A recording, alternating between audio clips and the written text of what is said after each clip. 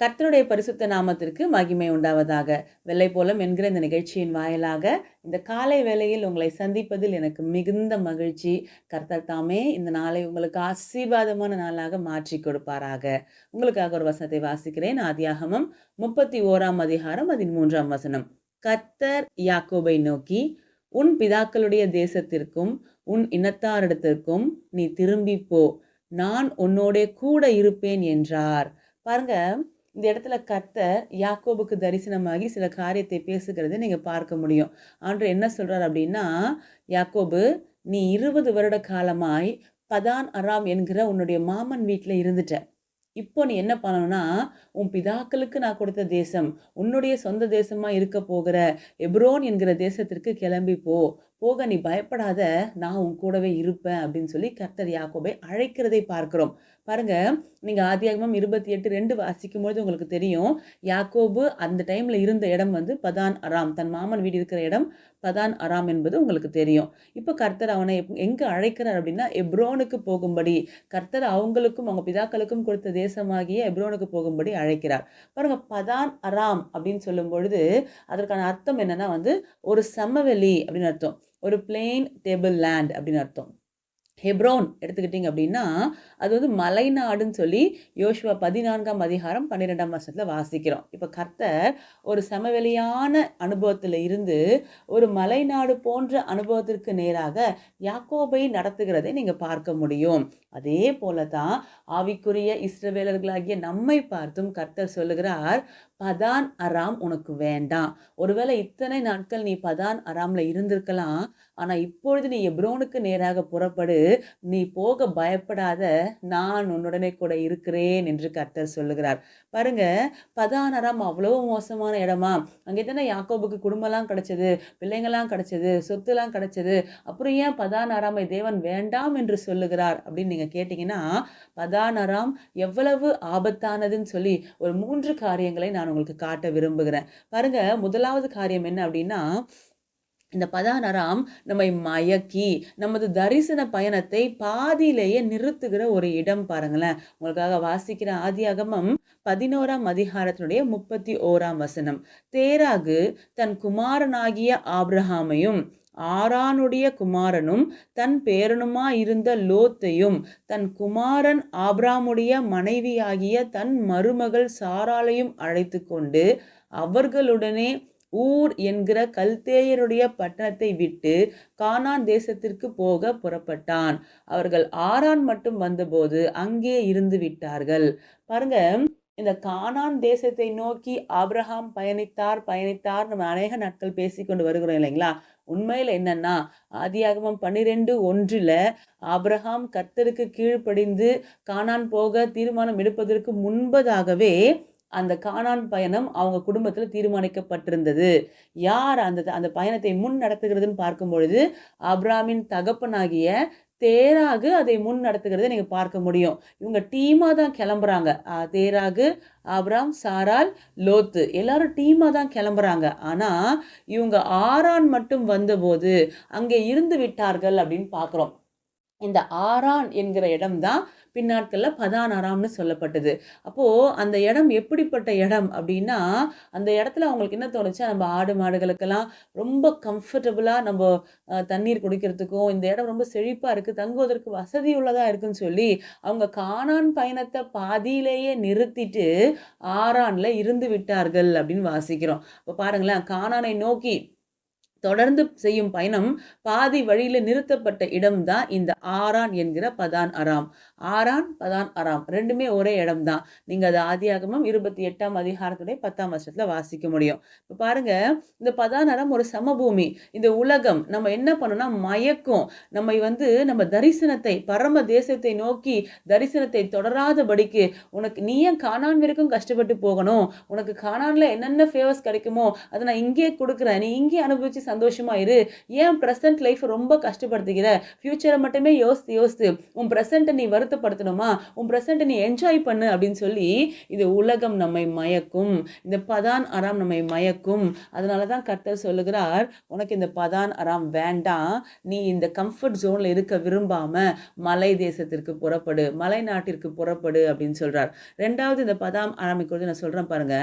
Abraham தன் குமாரன் ஈசாக்கு மீண்டும் அங்க கொண்டு போகப்படக்கூடாது என்று சொல்லி எச்சரித்த ஒரு இடம், தன் குமாரன் அங்க போகக்கூடாதுன்னு சொல்லி ஆபிரகாம் விரும்பின ஒரு இடம் தான் இந்த பதான் அராம். வாசிக்கிறேன் பாருங்க. ஆதியாகமம் 24ஆம் அதிகாரத்தினுடைய 6ஆம் வசனம். அதற்கு ஆபிரகாம், நீ என் குமாரனை மறுபடியும் அங்கே அழைத்து கொண்டு போகாதபடிக்கு எச்சரிக்கையாயிரு. எலெயேசருக்கு சொல்றாரு, திருமணம் என் பிள்ளைக்கு நிச்சயமா நடக்கும். ஆனா அங்க போனாதான் என் பிள்ளைக்கு திருமணம் நடக்கணுன்ற அவசியம் கிடையாது. எந்த காரணத்தை கொண்டு என் பிள்ளை அந்த பதான் அராமுக்கு திரும்ப போகக்கூடாது என்பதில, திரும்ப போகக்கூடாதுல, போகவே கூடாது. ஏன்னா ஆபிரகாம் அங்க வெளியே வந்துட்டார். இப்ப பிள்ளை பிறந்திருக்கு. பிள்ளையை அங்க அழைச்சு கொண்டு போயிடாத. இதுல ஆபிரகாம் எச்சரிப்பா இருக்கிறது நீங்க பார்க்க முடியும். அப்ப நான் உங்களுக்கு புரியுற மாதிரி சொல்றேன் பாருங்க.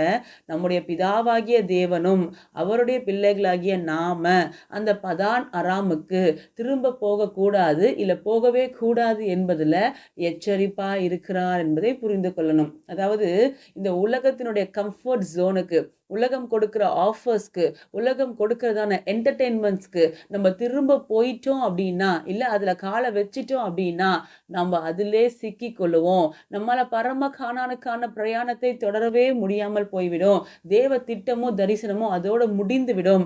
ஆகையால் பிதாவாகிய தேவன் தன் பிள்ளைகளாகிய நீங்களும் நானும் அந்த பதான் அராமாகிய உலகத்திற்குள்ள மீண்டும் போய்விடக் கூடாது என்பதுல ரொம்ப எச்சரிப்பாய் அவர் இருக்கிறது நீங்க பார்க்க முடியும். 3வது இந்த பதான் அராம் எப்படிப்பட்ட இடம், நான் உங்களுக்காக சொல்றேன் பாருங்க. யாக்கோபை சிறைப்படுத்தி அவன் உழைப்பையும் நன்மைகளையும் அபகரிக்கும் இடம்தான் இந்த பதான் அராம். எப்படி, நான் வாசிக்கிறேன் பாருங்க. ஆதியாகமம் 28:2 அந்த நீங்க வாசித்தீங்கன்னா தெரியும். ஈசாக்கே தன் மகனாகிய யாக்கோபை பதான் அராமுக்கு போன்னு சொல்லி அனுப்பி விட்டுறாரு. ஆபிரகாம் அனுப்பல, ஈசாக்கும் அனுப்பியிருக்க கூடாது. ஆனா ஏசா எங்க கோபத்துல எழுந்து யாக்கோபை கொன்று விடுவானோ என்கிற பயத்துல ஈசாக்கு இந்த யாக்கோபை அனுப்பி விடுகிறதை நீங்க பார்க்க முடியும். அதுவும் ஏன் அனுப்புறாருன்னா, அங்க லாபானுக்கு பெண்கள் உண்டு, நீ போய் அந்த பெண்களை திருமணம் செய்து கொள்ளலாம்னு சொல்லி தான் அனுப்புறாரு. இப்ப பாருங்க, சில சமயங்கள்ல பெற்றோரே என்ன பண்றாங்கன்னா, தங்கள் பிள்ளைகளை இந்த பதான் அராமுக்கு அனுப்பிடுறாங்க. அது அடிமைத்தனம் தெரிஞ்சும் அங்க போனா பிள்ளைங்கள் எங்க அப்பா என்னை அனுப்பல, என் பிள்ளையை நாங்க அனுப்பக்கூடாது அப்படின்ற உணர்வு ஈசாக்குக்கு வராம, ஈசாக்கு என்ன பண்றார் அப்படின்னா, அந்த பதான் அராமுக்கு யாக்கோபை அனுப்புகிறார். பாருங்க, நம்மளும் நம்ம கிறிஸ்தவ ஜீவியத்துல இந்த காரியத்தை நம்ம பிள்ளைகளுக்கு செய்யறோம். எப்படின்னு உங்களுக்கு சொல்றேன் பாருங்களேன். சில சமயங்கள்ல எக்ஸாம்ஸ் ரொம்ப முக்கியம், படிப்பு ரொம்ப முக்கியம் அப்படின்னு சொல்லி பிள்ளைங்களை எந்த சர்ச் ஆக்டிவிட்டீஸ்லயுமே பார்ட்டிசிபேட் பண்ண விட மாட்டாங்க. அதாவது நாளைக்கு எக்ஸாம் இருக்கு, இந்த 1 வீக்ல எக்ஸாம் இருக்கு, அந்த டைம்ல பசங்களை ஸ்ட்ரிக்ட்டா நீங்க பிடிக்கிறது தப்பு இல்ல. ஆனா, ஐயோ 10th ஸ்டாண்டர்ட் வந்துட்டாங்க, +2 வந்துட்டாங்க, இது வந்து முக்கியமான டேர்ம். அதனால வந்து இதுல பிள்ளை எப்பவுமே படிக்கணும், படிக்கணும், படிக்கணும், படிக்கணும்னு சொல்லி வருஷம் ஃபுல்லா அவங்கள நீங்க படிப்புக்குள்ளவே வச்சிருந்தீங்கன்னா, அத உலகத்துக்குள்ளவே நீங்க அவங்கள இருக்க வைக்கிறது போல ஆயிரும். சர்ச் ஆக்டிவிட்டீஸ்ல சபை ஆராதனைகள், சபை கூடுகிற எல்லா இடங்கள்லயும் பிள்ளைகளை வந்து பார்ட்டிசிபேட் பண்றதுக்கு நீங்க அனுமதிக்கணும். ஜெபத்துக்கு நீங்க அனுமதிக்கணும். நிறைய என்ன பண்ணுவாங்க அப்படின்னா, இந்த பதான் அராம் அனுபவத்தை பிள்ளைகளுக்கு பெற்றோர் எப்படி கொடுப்பாங்க அப்படின்னா, சர்ச்சுக்கெல்லாம் நீ வர தேவையில்ல, ஜெபத்துக்கெல்லாம் நீ வர தேவையில்ல, உட்காந்து படி, உட்காந்து படி, உட்காந்து படி, இப்படியே சொல்லிட்டு இருப்பாங்க. அப்படி இல்ல, அவங்க சர்ச்சுக்கு வந்து அந்த ஜெபத்தை அட்டெண்ட் பண்ணிட்டு வந்து உட்காந்து படிக்கிற கொஞ்ச நேரத்திலேயே அந்த படிப்பு அவங்களுக்குள்ள போவதற்கு உண்டான ஞானத்தை கர்த்தர் அவங்களுக்கு நிச்சயமாய் கொடுப்பார். நம்ம விசுவாசத்தின் அளவு பொறுத்து தான் அது இருக்கிறது. நம்ம என்ன பண்றோம் அப்படின்னா, 1 மணி நேரம்னாலும் உட்காந்து படிச்சுட்டா ஏதாவது மண்டைக்குள்ள ஏறும், சர்ச்சில் வந்து சும்மா தானே உட்காந்துட்டு இருக்க. இல்ல, சர்ச்சுக்குள்ள வந்து அவங்களுக்குள்ள விசுவாசம் விதைக்கப்படுது, உங்களுக்குள்ள ஆவிக்குரிய நன்மைகள் விதைக்கப்படுது, உங்களுக்குள்ள தைரியம் விதைக்கப்படுது, அந்த எக்ஸாம்ஸை நீங்க ஓவர் கம் பண்ணுவதற்கு உண்டான பலன் விதைக்கப்படுகிறது. அதெல்லாம் புரிஞ்சு கொள்ளாம என்ன பண்ணுவாங்கன்னா, பேரண்ட்ஸே அப்படி பிள்ளைகள் அனுப்புவாங்க. பதான் அராம்லே இரு, நீ வந்துடாத, நீ எப்ரோனுக்கு வந்துடாத, நீ பிதாவின் சமூகத்துக்கு வந்துடாதன்னு சொல்லி பேரண்ட்ஸே பிள்ளைகளை என்ன பண்ணுவாங்கன்னா தடுப்பாங்க பாருங்களேன். சில பிள்ளைகளுக்கு ஊழிய அழைப்பு பெற்ற பிள்ளைங்களா இருப்பாங்க. அவங்கள பேரண்ட்ஸ் என்ன பண்ணுவாங்கன்னா, ஊழிய அழைப்புலாம் ஒண்ணும் வேணாம், நீ வேலைக்கு போ, கொஞ்ச நாள் நல்லா சம்பாதி, அதன் பின்பு ஊழியத்தை பார்த்துக்கலாம் அப்படின்னு சொல்லி ஒரு அவங்களுக்குள்ள இருக்கக்கூடிய பயத்தையும் அவிசுவாசத்தையும் பிள்ளைகள் மேல திணிக்க ட்ரை பண்ணுவாங்க. சில பேரண்ட்ஸ் என்ன பண்ணுவாங்கன்னா, ரொம்ப மோசமான காரியம், அந்நிய நுகத்துல அவிசுவாசியோட பிள்ளையை திருமணம் செய்து கொடுத்துருவாங்க. அதாவது, உனக்கு ஏஜ் ஆயிட்டே போகுது, என்னால வந்து பணம் கட்டி உனக்கு திருமணம் பண்ண முடியல. அதனால வந்து இந்த வரன் வந்து நமக்கு கம்ஃபர்டபுளா இருக்கிறாங்க. நீ திருமணம் செய்து கொள் அப்படின்னு சொல்லி, ஞானஸ்தானம் எடுத்த தங்களுடைய பிள்ளைகள, அவங்களே கொண்டு போய் அந்நிய நுகத்துல அவிசுவாசியோட பிணைக்கப்பட ஒப்பு குடுத்துருவாங்க. பாருங்க, இப்போ சிலர் சொத்துக்காக, சொந்தத்துக்காக, ஏதோ ஒரு ரீசனுக்காக இந்த மாரி பெற்றோரே தங்கள் பிள்ளைகள பதான், அராம்ல கொண்டு போய் இணைத்து விடுகிறத நீங்க பார்க்க முடியும். அப்போ பாருங்க, ஈசாக்கு அந்த தவறை செய்தார். அதே தவறை தான் என்ன பண்றோம்னா, நெறைய பெற்றோர்களாகிய நம்ம செய்து கொண்டிருக்கிறோம். ஆனா இன்னைக்கு ஆண்டவர் சொல்றாரு, இது தப்பு. நம்ம பிள்ளைங்கள நாமே என்ன பண்ணக்கூடாது அப்படின்னா, பதான் அராமுக்கு அனுப்பக்கூடாது. ஒருவேளை மீறி அனுப்புனா என்ன ஆகும் தெரியுங்களா? எப்படி யாக்கோபு சிறைப்படுத்தப்பட்டது போல அந்த 20 ஆண்டுகள் விடுதலை இல்லாம ஒரு அடிமையை போல, அதாவது பார்க்க எப்படி இருக்கும்னா, லாபான் வீட்டு மருமகனைப் போல இருக்கும். பார்க்க எப்படி இருக்கும்னா, பெரிய சீமானைப் போல இருக்கும். ஆனா, லாபான் வீட்ட விட்டு வெளிய வர வரைக்கும், யாக்கோபின் சொத்து இவ்வளவுதான் யாக்கோபால உரிமையா சொல்ல முடியல. ரீசன் என்ன அப்படின்னா, என்றைக்கும் லாபான் அதை திருப்பிக் கொள்வதற்கான வாய்ப்புகள் இருக்கிறது. பாருங்க, அப்போ ஒரு அடிமை போல, ஒரு வேலைக்காரரை போல நம்ம பிள்ளைங்க இருந்துருவாங்க. பிள்ளைங்களுடைய உழைப்பையும், நன்மையும் இந்த உலகமாகிய பதான் அராம் அபகரித்துக் கொள்ளும். அப்போ ரொம்ப ஜாக்கிரதையா இருக்க வேண்டிய விஷயம் பாருங்களேன். நம்ம பிள்ளைகள நாமே என்ன பண்ணக்கூடாது, தேவ சமூகத்தை விட்டு விலக்கி, இந்த உலகத்தின் காரியங்கள்ல அதிகமா ஈடுபடு. நீ டான்ஸ் பிராக்டிஸ் போ. நீ வந்து இதுக்கு போ, அதுக்கு போ அப்படின்னு சொல்லி ஸ்போர்ட்ஸுக்கு போ.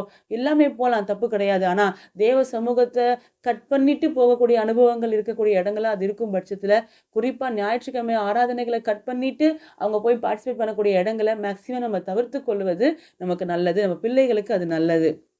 பாருங்க, இந்த இடத்துல யாக்கோபுக்கு தேவன் மாத்திரம் உதவி செய்யல அப்படின்னா, யாக்கோபு வெறுமையாய் திரும்பி அனுப்பப்பட்டிருப்பார். நான் உங்களுக்கு வாசிக்கிறேன் பாருங்களேன்.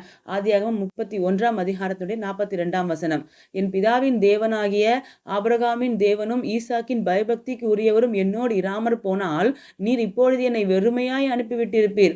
தேவன் என் சிறுமையையும் என் கை பிரயாசத்தையும் பார்த்து நேற்று ராத்திரி உம்மை கடிந்து கொண்டார் என்று சொன்னான். பாருங்க, லாபான் யாக்கோபு இப்ப என்ன பண்ணிட்டாரு, 20 வருஷம் அப்படி அடிமையா வாழ்ந்தவரு, தன் தேவன் வந்து திரும்பி போன்னு சொன்னதும் அங்கேருந்து கிளம்பிட்டாரு. ஆனா லாபான் என்ன பண்றான், தொரத்திட்டே வரான் பின்னாடி. இப்போ ஒரு நைட் தேவன் என்ன பண்றாருன்னா, லாபானை கடிந்து கொள்றார். யாக்கோபு கிட்ட நன்மையை தவிர தீமை ஏதாவது பேசினா நீ செத்த, வந்த வழியா ஓடிருன்னு. இப்போ என்ன பண்றான் அப்படின்னா, லாபான்னு பிளஸ் பண்ணிட்டு போகிறதுக்காக வரான். யாக்கோபு சொல்றாரு பாருங்களேன், தேவன் மாத்திரம் வந்து நேற்று நைட் உங்ககிட்ட பேசலனா, என்கிட்ட இருக்கிற எல்லாத்தையும் பிடிங்கி என்னை வெறுமையா அனுப்பிச்சிருப்பீங்க நீங்க. ஆனா தேவன் பேசுனதுனால இப்போ நான் எல்லாத்தையும் எடுத்துட்டு போறேன் அப்படின்னு. அப்ப பாருங்களேன், இந்த பதான் அராம்ல ஈசாக்கு என்ன நினைச்சாருன்னா, அங்க போனா பிள்ளைக்கு ஒரு பெண் கிடைக்கும், பிள்ளை நல்லா இருப்பான்னு நினைச்சாரு. ஆனா அங்க போய் அடிமைத்தனத்துல சிக்கிக்கிட்டு, சிறுமைப்பட்டு, 10 முறை சம்பளங்கள் மாற்றப்பட்டு, வெயிலையும் பழையிலையும் மழையிலையும் பனியிலையும் வந்து ஒரு கஷ்டமான வாழ்க்கையும் ஏமாற்றத்தையும் தான் யாக்கோபு நிறைய ஃபேஸ் பண்ணார். தேவன் யாக்கோபு மேல் வைத்த இரக்கத்தின் நிமித்தம், ஆபிரகாமுக்கு கொடுத்த வாக்குத்தத்தத்தின் நிமித்தம் லாபானை கடிந்து கொண்டு யாக்கோபை காப்பாற்றி, யாக்கோபின் சொத்துக்களையும், பிள்ளைகளையும், மனைவிகளையும் தேவன் மீட்டுக் கொடுக்கிறத நீங்க பார்க்க முடியும். இப்ப நம்ம பிள்ளைகளுடைய வாழ்க்கையில இந்த மாதிரி ஒரு தவறை நம்ம என்ன பண்ணக்கூடாது, செஞ்சிடக்கூடாது. அப்ப பதான் அராம் எவ்வளவு மோசமான இடம் அப்படின்னா, பரம கானானை நோக்கி நம்ம தொடர முடியாதபடி பாதியிலே நம்ம மயக்குகிற இடம். பதான் அராம் எவ்வளவு மோசமான இடம் அப்படின்னா, தேவன் மீண்டுமாக அந்த இடத்துக்கு நம்ம போகவே கூடாதுன்னு சொல்லி நம்ம எச்சரிக்கிற இடம். பதான் அராம் எப்படிப்பட்ட இடம்னா, உங்களை சிறைப்படுத்தி உங்கள் உழைப்புகளை எல்லாம் அபகரிக்கிற ஒரு இடம். அதுதான் அந்த உலகம். உலகம் கொடுக்கிறதான என்டர்டெயின்மெண்ட்ஸ், உலகம் கொடுக்கிறதான கம்ஃபர்ட் ஜோன், உலகம் கொடுக்கிறதான ஆஃபர்ஸ், எதுக்கெல்லாம் இது கொடுக்கும் தெரியுமா? நீ கர்த்தர் சமூகத்துக்கு மட்டும் போகாத, நீ என்கிட்டே இரு. நீ எப்ரோனுக்கு மட்டும் போகாத, உனக்கு தேவையான எல்லாத்தையும் நான் தரேன் அப்படின்னு சொல்லக்கூடிய ஒரு இடம். அதை குறித்து நம்ம ரொம்ப ஜாக்கிரதையாக இருக்க வேண்டியது அவசியம். பாருங்களேன், இப்போ என்ன பண்றாரு அப்படின்னா, தேவன் யாக்கோப, நீ இந்த பதான் அராமை விட்டு வெளியே வா, வெளியே வர்றதை பத்தி பயப்படாத, என்னென்ன கான்சிக்வன்சஸ் இருக்குன்னு பயப்படாத, நான் உன் கூட இருக்கிறேன் அப்படின்னு சொல்றாரு. இப்போ பாருங்க, இப்போ யாக்கோபு எப்படி பதான் அராமை விட்டு வெளியே வந்து எப்ரோனுக்கு போனாரோ, அதே போல நீங்களும் நானும் இந்த உலகத்தை விட்டு பிரிந்து வந்து எப்ரோன் ஆகிய பரம கானான் ஆகிய பரலோக தேச வாழ்க்கைக்கு பிரயாணம் செய்ய வேண்டும். இதை எப்படி செய்வது, இதை எப்படி செய்வதுன்றத நாளைய தினத்தின் வெள்ளை போலும் நிகழ்ச்சி நம்ம கவனிக்க போகிறோம். இன்றைக்கு ஒரு தீர்மானத்தை எடுப்போம். ஆண்டவரே, இந்த பதான் அராமை விட்டு நான் வெளியே வரக்கூடிய அந்த மனப்பக்குவத்தை எனக்கு கொடுங்க. இந்த உலகத்தின் கம்ஃபர்ட் ஜோன்ஸை விட்டு நான் வெளியே வர்றதுக்கு தீர்மானம் எடுத்து வெளியே வர என்னை பலப்படுத்துங்க. யாக்கோபை பேசி அழைத்து கொண்டு வந்தது போல என்னையும் அழைத்து கொண்டு வாங்கன்னு சொல்லி இன்றைக்கு ஒப்பு கொடுத்து ஜெபிக்கலாம். பரலோக தகப்பனே, ராஜா உம்மை ஸ்தோத்திரிக்கிறோம்ப்பா. உமக்கு நன்றி செலுத்துகிறோம். ஆண்டவரே, இந்த பதான் அராம் என்கிற உலகத்தின் கம்ஃபர்ட் ஜோன்ஸ்ல இருந்து நாங்க வெளிய வரும்படி ஆண்டவரே எங்களுக்கு உதவி செய்யுங்க. ஆண்டவரே, நாங்க அநேக சமயங்கள்ல உம்மோடு உடன்படிக்கை பண்ணினவர்களாக காணப்பட்டாலும், இந்த உலகத்தோடும் எங்கள் உடன்படிக்கை இருக்கிறதை பார்க்கிறோம். ஆனால் எங்கள் தகப்பனே, உமது கரத்திலே ஒப்புக் கொடுக்கிறோம். யாக்கோபை ஆண்டவரே லாபானை விட்டு பிரித்து ஆண்டவரே அப்பா பதான் அராமிலிருந்து எப்ரோனுக்கு கொண்டு வர உம்முடைய கரமும் நீரும் யாக்கோபோடு இருந்தது போல ஆண்டவரே எங்களையும் அப்பா இந்த உலகத்தை விட்டு பிரித்து ஆண்டவரே உமது நித்திய ராஜ்யத்திற்கு நேராக நடத்த நீரும் உமது கரமும் எங்களை பலப்படுத்தட்டும். எங்களோடு இருந்து எங்களை ஆசீர்வதித்து நடத்துங்க. இந்த வார்த்தையை கேட்ட ஒவ்வொரு கர்த்தருடைய பிள்ளைகளின் வாழ்க்கையிலும் அப்பா ஒவ்வொரு பிள்ளைகளின் வாழ்க்கையிலும் அது அப்படியே ஆமென்றும் ஆமென் என்றும் நிறைவேறுவதாக என்று சொல்லி ஜெபிக்கிறோம். இயேசு கிறிஸ்துவின் நாமத்தில் ஜெபிக்கிறோம் பிதாவே, ஆமென். Thank you. God bless you.